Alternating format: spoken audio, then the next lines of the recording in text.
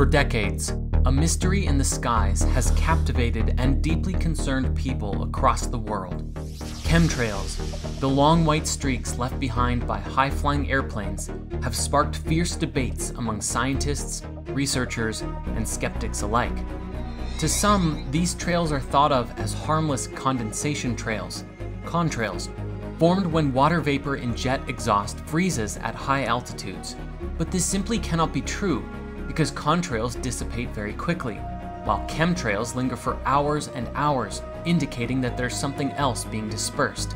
Thus, many have come to see them as something far more calculated and sinister, deliberate chemical dispersals aimed at achieving specific, hidden agendas.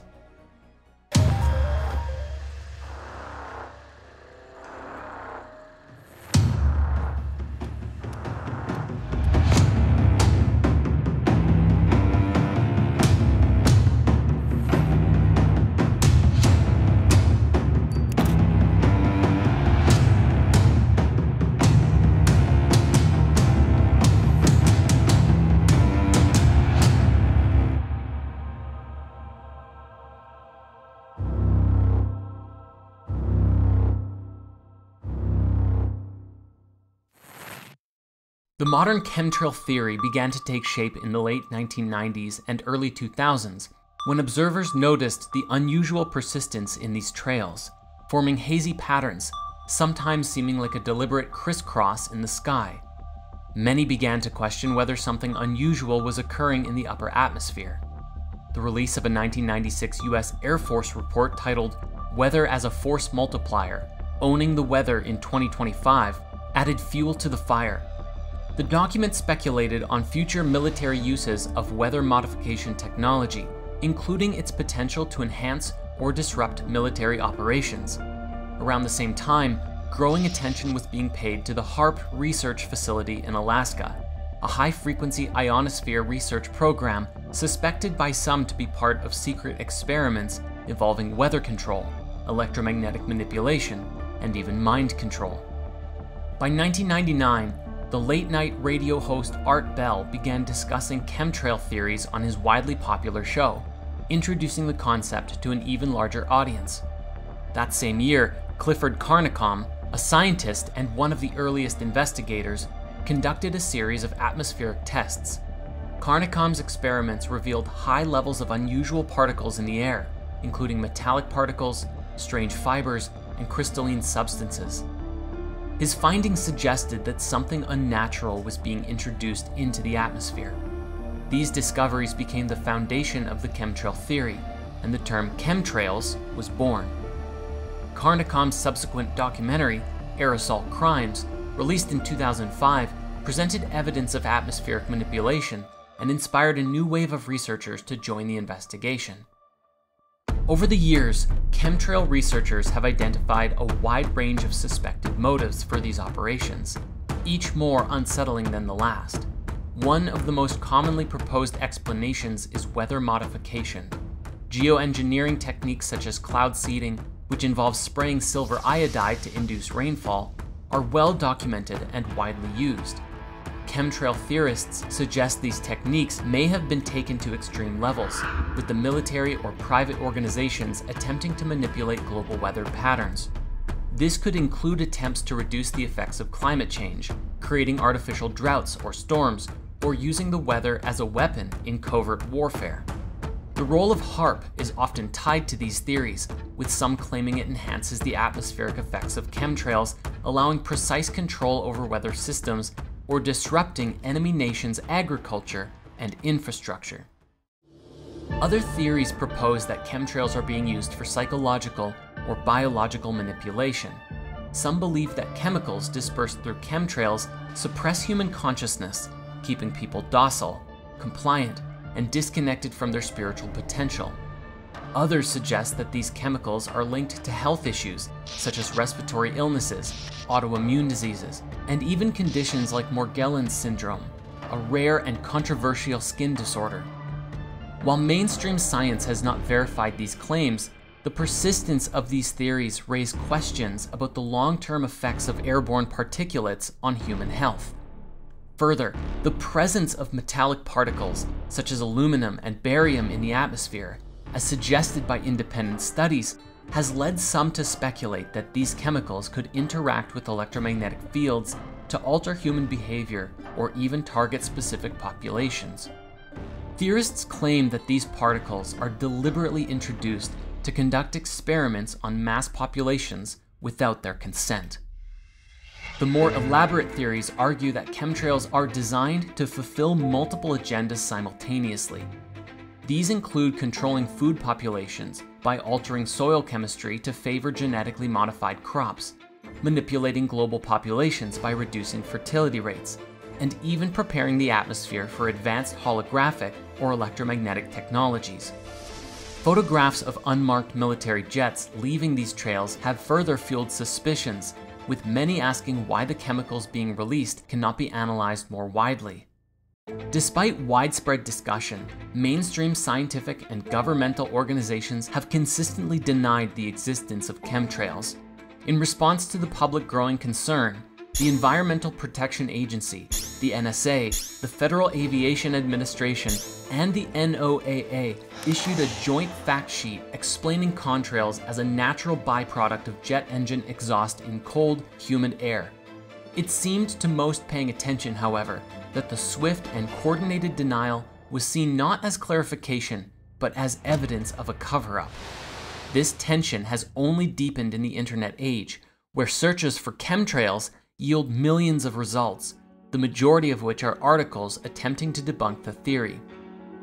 Critics argue that this is evidence of collusion between tech companies and governments to suppress the truth, though tech companies claim they are simply combating misinformation. But the story doesn't end here. In fact, it seems to connect to an even larger and more ominous theory, Project Bluebeam. First proposed by Canadian journalist Sergei Monast in the 1990s, Project Bluebeam describes a covert plan to use advanced technologies to stage a global crisis, one designed to bring about a new world order. According to Monast, the plan involves 4 stages, each more elaborate than the last. The first stage involves undermining existing religious beliefs by fabricating archaeological discoveries that challenge traditional doctrines. Ancient artifacts or texts could be discovered and used to suggest that widely accepted religious histories are false, shaking faiths and preparing humanity for the next step, the introduction of a new universal religion. The second stage involves the use of holographic technology to project images of religious figures or deities into the skies over different regions of the world. These projections would communicate messages to their followers, appearing as the fulfillment of prophecies or divine interventions. Christians might see Jesus, Muslims might see Muhammad, and Hindus might see Krishna, but eventually, all these figures would converge into a single universal deity who claims to unify all faiths under one new religion. The third stage employs electromagnetic wave technology to simulate telepathic communication.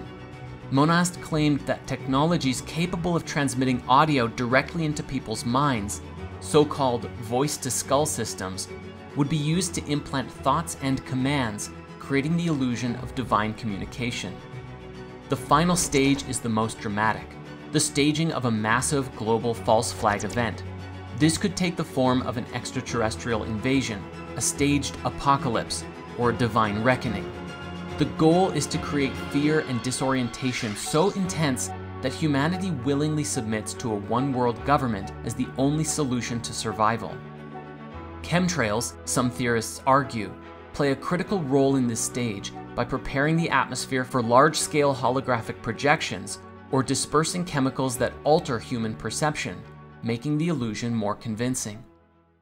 The whole theory is corroborated by Werner Von Braun, a pivotal figure in rocket technology and space exploration, and is often associated with a narrative involving a staged alien invasion.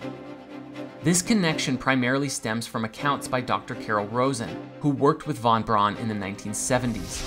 Rosen recounted that Von Braun warned of a sequence of fabricated threats, ranging from rogue nations to asteroids, culminating in a hoaxed extraterrestrial invasion, intended to justify the expansion of military capabilities into space.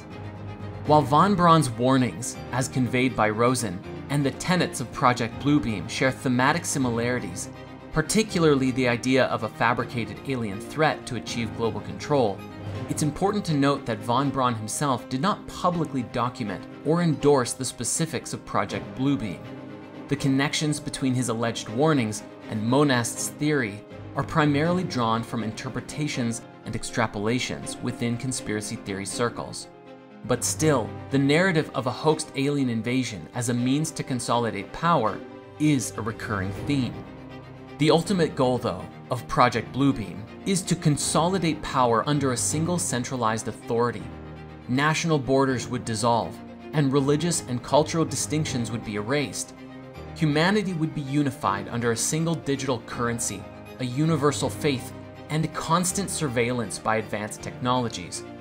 Fear and manipulation would ensure compliance, as fabricated crises provide justification for authoritarian control. Now, some might consider, besides the darker aspects of this agenda, that this plan would have many benefits.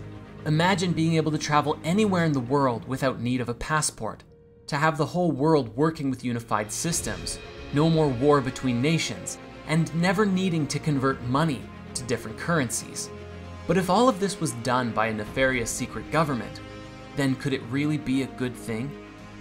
Critics of Project Bluebeam and chemtrail theories argue that they lack evidence and rely on speculation and paranoia. However, for those who believe, these theories represent a warning about the dangers of unchecked technological power and the erosion of personal freedoms. They raise questions about what might be hidden in plain sight and challenge us to stay vigilant in a world where truth is increasingly difficult to discern. Ultimately, it's up to each of us to be strong within our hearts and stand true to the truth, no matter what befalls our species in the future. As always, time will tell. The skies above may hold secrets we are only beginning to uncover. Whether or not these theories are true, they force us to confront the complexities of technology, governance, and the future of human freedom.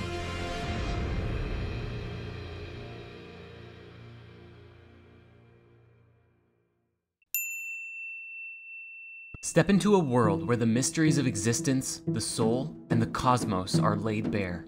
The Hermetica, Rebirth of Wisdom, is a revolutionary retelling of one of history's most profound philosophical and spiritual works. These writings, attributed to Hermes Trismegistus, the mythical sage and embodiment of divine wisdom, have shaped human thought for centuries. Their rediscovery during the Renaissance sparked an intellectual and spiritual awakening, inspiring some of history's greatest minds to explore the mysteries of science, art, and spirituality. The original texts, while profound in their wisdom, are often cloaked in archaic language and dense translations, making them challenging for modern readers to engage with. This new retelling of the Hermetica bridges the gap between the ancient and the contemporary. It is a direct translation of the original Hermetic writings, keeping the meanings fundamentally intact. Rebirth of Wisdom retains the profound depth of the original while making its teachings understandable and applicable for today's seekers. No longer will language barriers obscure the brilliance of Hermes' insights. To share an example with you, consider this translation. Asclepius, thy argument, Logos, thrice greatest one, is not to be gainsaid. Air is a body. Further, it is this body which doth pervade all things, and so, pervading, fill them. What are we, then, to call that space in which the all doth move? Hermes, the bodiless, Asclepius. What, then, is bodiless?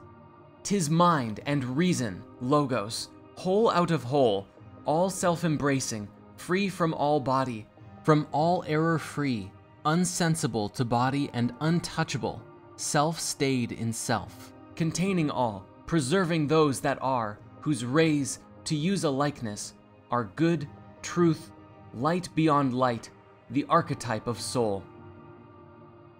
In Rebirth of Wisdom, this text is now effortlessly understood in modern English, revealing the glistening jewels it bears. Asclepius thought about this for a moment before speaking. Your argument, thrice greatest one, is undeniable. Air is indeed a physical substance, and it fills everything. But then, what do we call the space in which everything moves? Hermes smiled slightly. That space, Asclepius, is what we call the bodiless. Asclepius raised an eyebrow. The bodiless? What exactly is that? Mind and reason, Hermes said. It's something whole and complete, existing beyond physical form. It's untouched by the body, free from error, and contains all things. Think of it like rays of light, pure goodness, truth, and light beyond light. It is the very source of the soul. Dive deep into the sacred mysteries. This is not just a book, it's a portal into the higher realms of thought, a conversation that echoes across millennia, poised to spark another spiritual reawakening just as it did in the 14th century. It's an invitation to engage with the most profound questions. Who are we? What is the nature of existence? And how do we align ourselves with the divine order of the cosmos? Rediscover the wisdom that inspired the Renaissance. Allow Hermes' teachings to illuminate your path to understanding and self-discovery. This is not ancient history. It's living wisdom for a new age.